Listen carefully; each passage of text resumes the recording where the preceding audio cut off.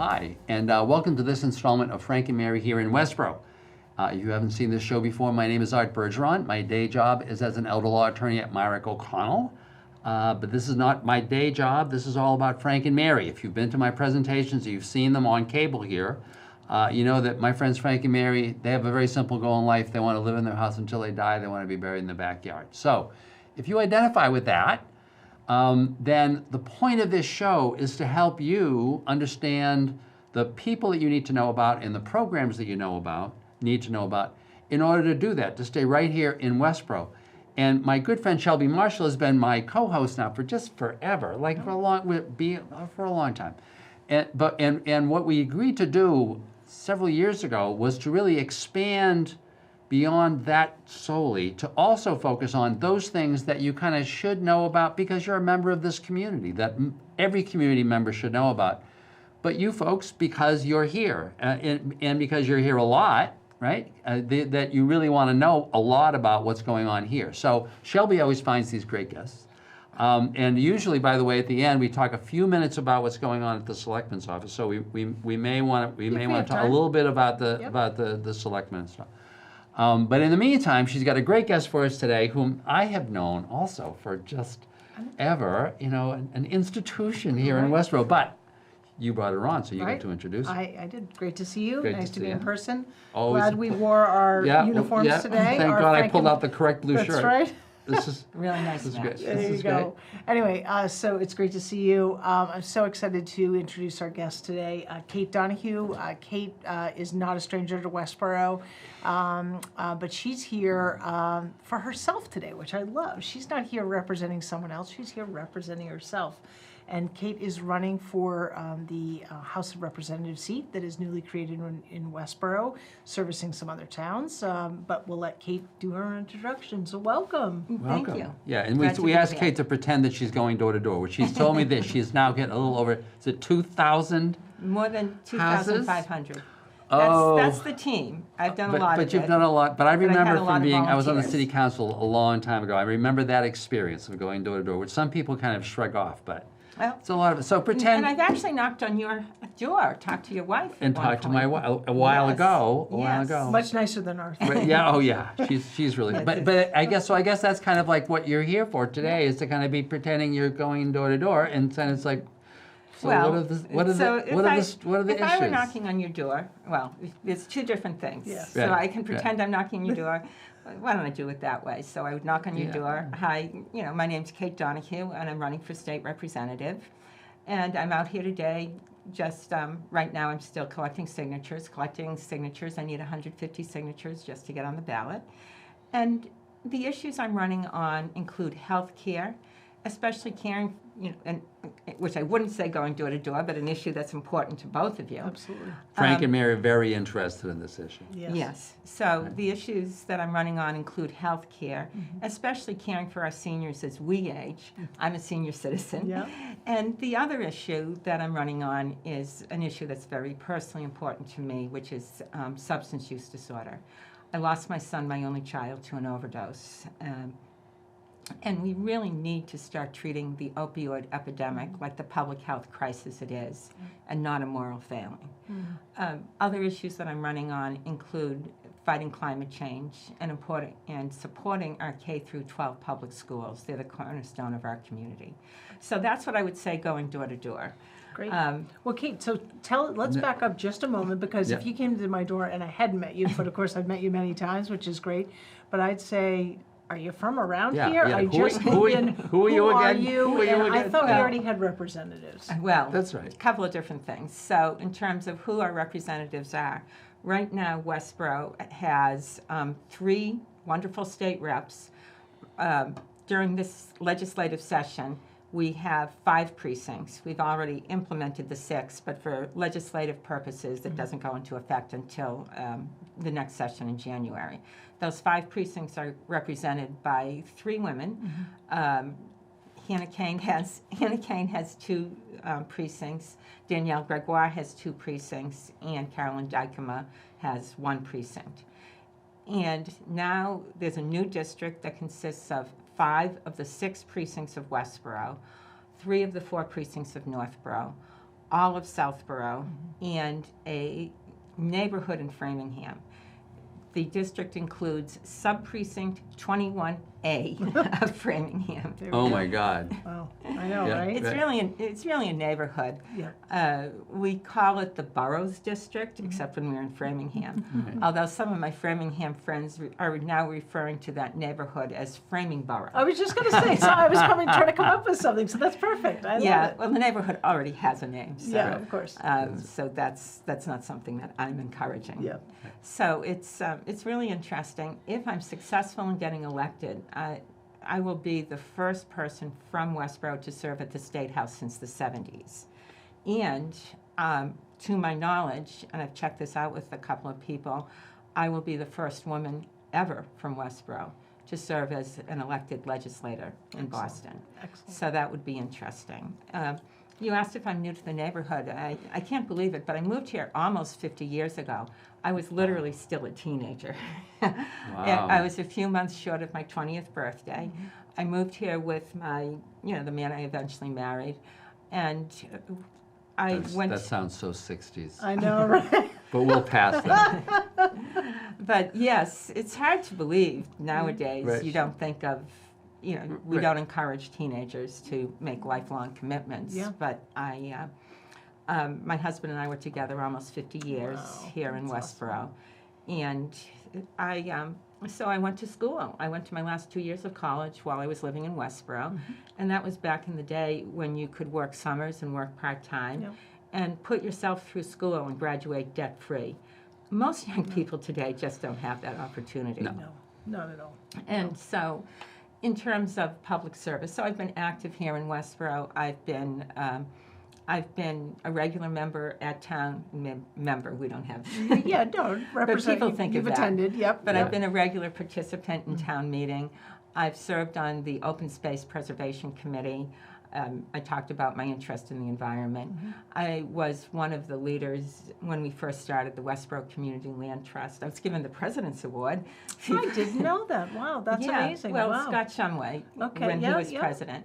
When we first started the Land Trust, I did the membership drive. We set a goal of 300 charter members. And at first I wasn't sure if we were going to do it, and I almost gave up, but on the very last night, I said, I'm 5 members short of this 300 goal, for this arbitrary goal we set. Right. And we hit that goal. Great. And then I served on the board of directors for the Land Trust, I think for 2 terms. And I termed out, and my life moved on to other things, but I really enjoyed my time with the Land Trust. And then when Scott became president, he said, we really need to up our numbers. And I keep hearing these stories of the mythical time when you got us to 300 members. Will you join our our membership Yep. committee? And I said, well, I'm really not that interested in being on a committee. Yeah. I'm about getting results. Yeah. Right. I said, I'll design a membership Yeah. drive for you and help you implement it. Yeah. And he said, that sounds like how I want to do things. You're in. Yeah. That's great. And Love that. it was funny, so I developed a plan and I brought it to Scott. And he said, how long did it take you to do this? And I said, 2 hours and 30 years. Love it. Yeah. And some of the techniques that I used when I was first working with Bob Durand, back when he first started representing, when he was running here in Westborough. Yeah. And we did, for Bob, and I've done it for other candidates, a drive where we took literally a canvas bag, put some dear friend cards in it, put a voters list in it, and said, cross off the names as you do it, Wow. and pass it around. Wow. And we... Old school. I love The it. old school, I love it. yeah. That was- yeah. that was in the no old Excel days. files, no Yeah, no, no, no. databases. And it has its advantages and Of course. disadvantages. Anyway, based on my work in politics, I designed a membership campaign. This probably would have been in maybe 2013, 2014, and it worked out really well. So I did 2 membership drives with the Land Trust. Wow. Great. So you have an intimate knowledge of this area, and certainly of Westborough. And I guess what's interesting, I know that several of you talk about some of the environmental issues and the climate change issues. I've been just amazed by everything that Westborough itself has done to really to take responsibility for itself, Right. Right. And so I guess and once again, as a Frank and Mary who is interested in those issues, I'd be really interested, you said you have an interest in, in what you think needs to happen Well, at the state level. Well, at the state level, I think setting goals to reduce our carbon emissions, that's one of the big things, and to develop the infrastructure as to how we can get there. I'm friendly with Representative Jeff Roy, who leads that committee, and I've had a chance to talk with him. I think one of the things that I bring to my candidacy is strong relationships with legislators from all over the state. But those are among the things I think we need to do, is anything we can do to get people off of fossil fuels is really important. Yeah, and I do want to, I think it's important that folks understand you have a long, I mean, you talked about your Westborough participation, you have a long history, and I think that those connections, what I love about your candidacy is that you have a lot of connections already rooted across the legislature because of your work for other candidates. And so, it's not Westborough, it's not like she's going in green No, here. And, which is so important. Yeah, which is great. I mean, it's great if you Right. can, have not a green candidate, but a green candidate, that's great, if someone chooses to do that. But when you have someone that has those roots and Who connections, you're not going to walk into the State House, bright-eyed and like, oh my God, where Where's the am I? bathroom? Where's the Right. bathroom and what floor do I go to? Right. You know Yeah. it, and Or- that matters. Which That is counts. huge. So you're not part of the freshman class, and like you're literally just kind of walking around. Once Right. again, we referred to my cousin who had been the rep and then was a senator from the state. But I remember when his first year there, and for many years thereafter, you're just kind of trying to figure it out, Well, just Well, you'll have a literally different because learning curve. literally Yeah. because a lot of people don't know you. Right. Right, and so there you- will be and- definitely but a that's- learning curve. right. I'm not naive in Of course, realizing right. that. But I've been talking to friends who are first years, talking to people who've been there a long time. I've been raising money from some of these people. Yeah, and sure. You don't like to just, and it's truly been super helpful as I call someone and say, will you support my candidacy? And I've had contributions from a number of elected officials, but I also ask them for advice. And it's not just because I don't want to seem like I'm just asking for money. Sure, sure. But it's because I truly value what they have to say. And I've gotten such good advice. That's and great.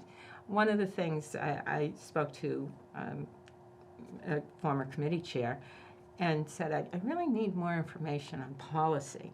Yep. And as it happened, she had returned my call, and I had just pulled into the local garage and where I was going to get my car inspected, and the owner comes by. And while I'm still on the phone with the rep, I talk to the owner, and he starts just expressing his condolences on the loss of my husband and saying what a wonderful man he was.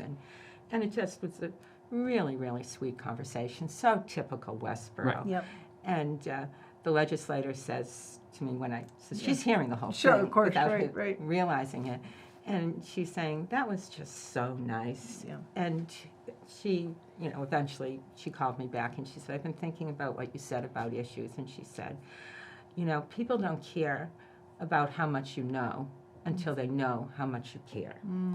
That's a great And saying. Yeah. It sounds a little corny, but I think it really makes sense. Yeah, well, because I look at your position as, you certainly have issues you are running on and that you care about, and that will frame your interests and how whatever that flow is as you win and you're in the State House, but you're really representing your constituents, so it really is what they want, what they need, and a lot of it is it's not necessarily policy change, it's it's veterans benefits, it's it's issues that they are having, that they are struggling with, that they don't know how to navigate through a system, and that's your job, Well, or it could be your job, so. and yeah, I it's, remember my cousin saying that it's very much, it's like being a ward counselor at the state level, right? The rep is really Sure. expected, and the reps who love it are the reps who like doing that, who are saying, I want to be participating in these larger issues, but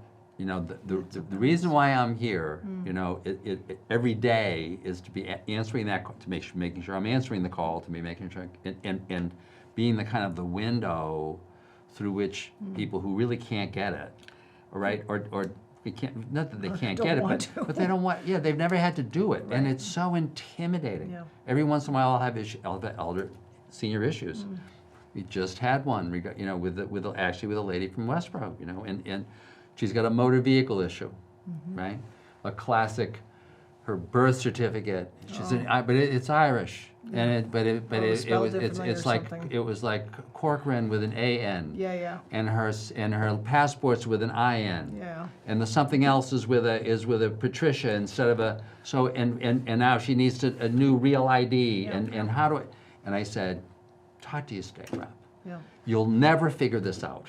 You'll simply never figure this out. But so you need, and nor will anybody at that level feel like they have the time to figure it out for you. Sure. But if they get a call from somebody who's gotten a call from somebody because This is an issue. that's your state rep, Yep. right? That's a great and example. that's Through the red really tape. important for that person, Oh, right? Hugely important. Hugely important. yeah. Hugely And important. Great example.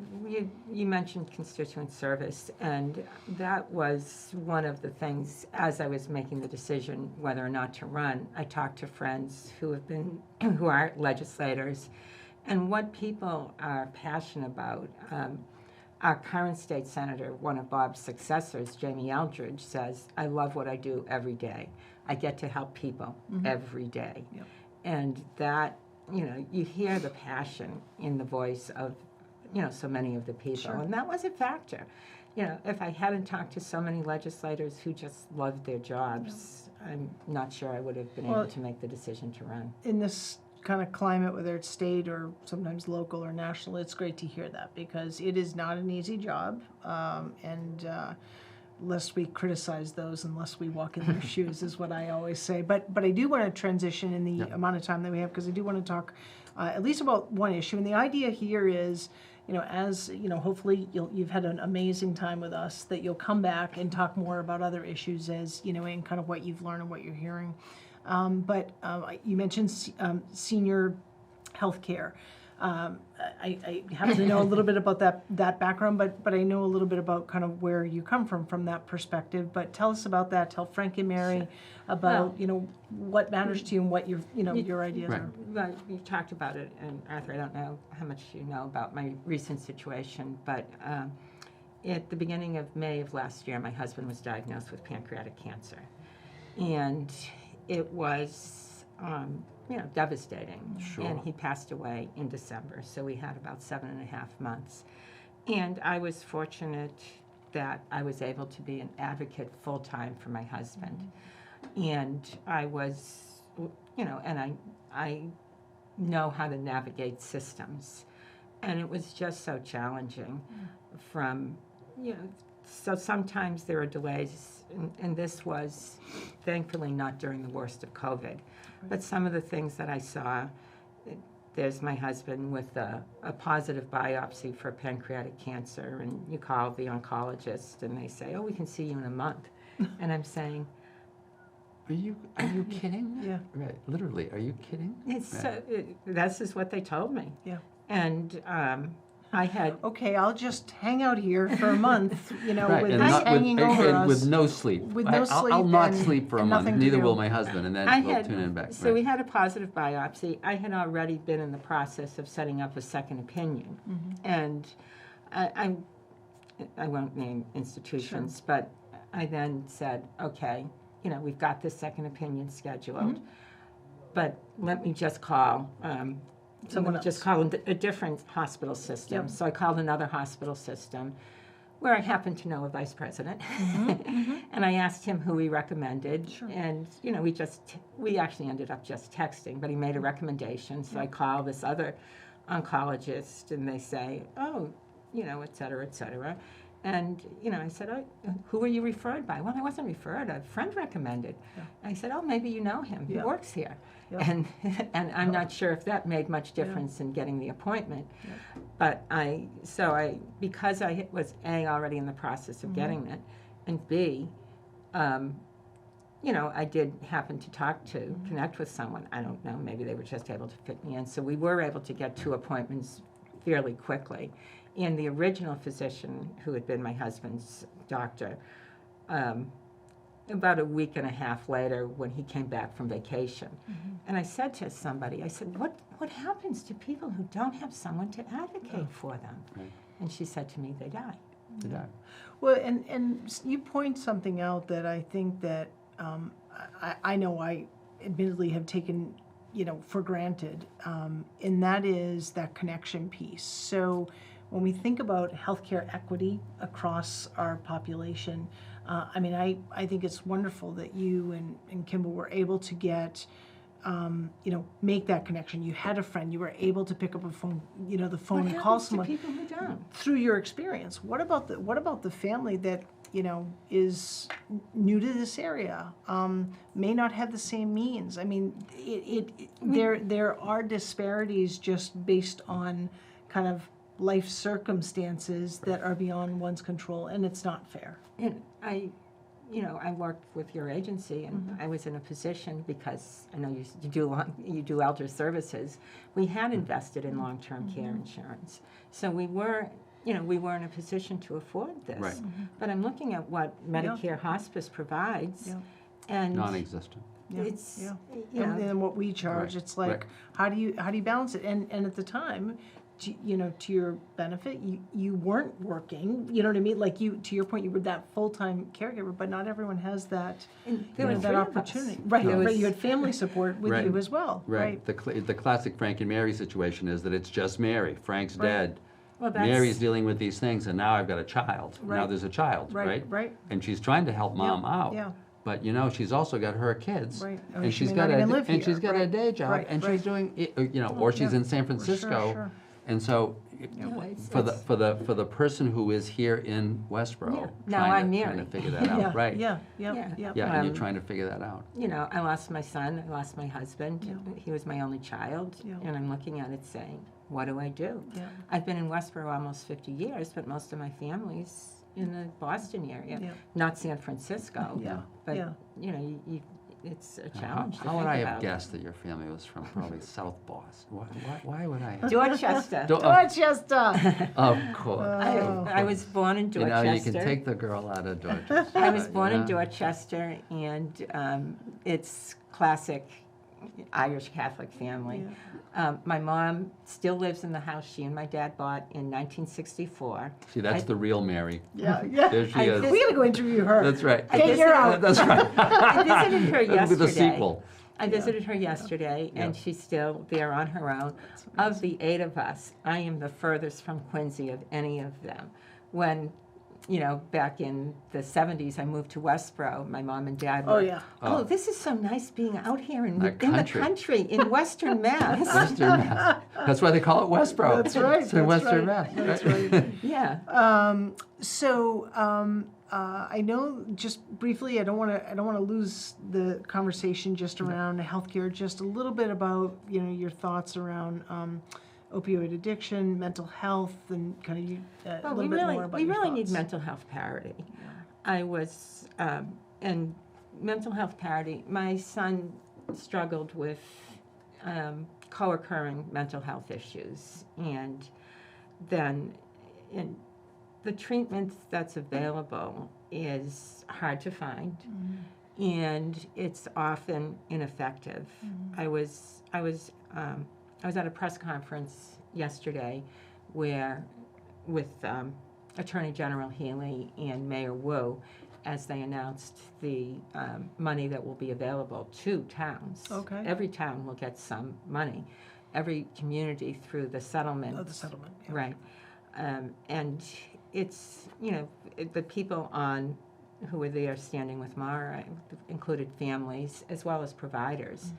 And people talked about the challenges with, even when treatment's available, people suffering from substance use disorder often don't want it. And Right. the ability to, there's just so many issues. Sure. One of the things that I support that was discussed yesterday is safe consumption sites. As it happened, I had a chance to chat with the senator from Quincy. He's done a lot of work, Senator John Keenan, with addiction, and Mayor Tommy Koch was there. And Mayor Driscoll from Salem was there, and they said, Kate, what do you think of safe consumption sites? And I said, my son died alone on the streets of Quincy. And if there had been a safe consumption site, maybe that wouldn't have happened. Senator Keenan made the point that it's also a money saver, not, you know, and for a couple of reasons. Senator Keenan was stressing the fact that you have, you know, there are cities, the police chief of Salem was there as we were having this conversation, and they were talking about often 10, 15, 20 Narcan calls a day, and just the cost of those calls. Even if it isn't saving a life, technically, it would be saving money just in the medical care provided. And from my research into this issue, it's clear that when people struggling with substance use disorder are going to these sites, it's giving them access to care. People are saying, well, you know, maybe we can help you with this, maybe we can help you with that. And once you get people willing to accept these services, then you save lives. And you save money. I remember this hearing this line. It's an old Jesuit line. There are no coincidences. Isn't it amazing that you just happen to be in a position right now to be able to really affect this, and with situations that have affected you in your life, right? That just make you uniquely able to actually have the effect. You have the passion, but you have the ability to have the effect. That's really an amazing thing. It is. I am fortunate that I do bring a lot of life experience to this. I was perfectly happy working behind the scenes to elect good people, and with redistricting. I know, because she's such a wallflower, you know, so she really didn't want to be up. But there's a saying towards you, there are no coincidences, but someone told me once that the harder I worked, the luckier I got. And, you know, so But also life experiences that, you know, without, you know, no one would say, sign me up for this, right? And so you're taking, candidly, that pain and anguish and experience and love and bringing it forward in a way that you can do good with it. That's really special. That's really special. As you both know, the decision to run for office is difficult. And I do feel I've made the right decision and working hard at it. And if I'm successful, look forward to representing. So before we go, I want to make sure people know how to reach Kate. Absolutely. So Kate, how can folks reach you? You can go to my website, Kate Donaghue, KateDonaghue, and we'll make sure we put that on the bottom. or .org. Or people can phone me. My personal cell is 508-404-8531. Or you can leave a message on my landline, 508-366-0485. Steve LeDuc told me he could never forget my home phone number because he knew 366 Westborough, 485 Marlborough. Which is Marlborough. That's right. That's so funny. That's right. Well, that's great. So we'll make sure your contact information is at the bottom of the screen. Thank you so much. Awesome. This was just really. And come back. You know, and we know. I mean, to have taken to not be going door to door right now, and instead doing this. So I know that's where you're probably going to be heading next. So thank you very much, day. Folks. I hope you've really enjoyed this. I know that I have. Right, I hadn't seen Kate for a long time. It's wonderful to really be able to talk to somebody who's got this kind of real interest in kind of issues that we all need to be facing. So thank you very much. And she's from Westborough, And folks. she's from Westborough, not Marlborough. So she's from Westborough. So thank you very much, Kate. Thank you. Always a pleasure, Shelby. Likewise. Folks, thank you very much for watching, and we'll look forward to seeing you on the next installment of Frank and Mary here in Westborough. Thank you.